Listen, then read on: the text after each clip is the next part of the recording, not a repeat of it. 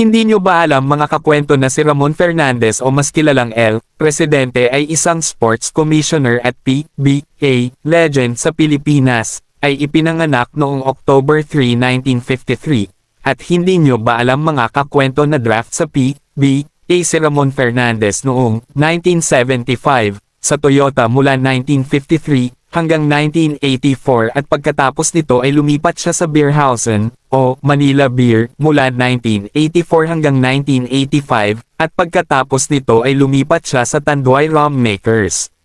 mula 1985 hanggang 1987 at bumalik siya sa San Miguel Beermen noong 1988 hanggang 1994 at naging coach siya ng Pure Foods Hot Dogs noong 1998 at higit sa lahat naging 4 na beses siya na naging MVP.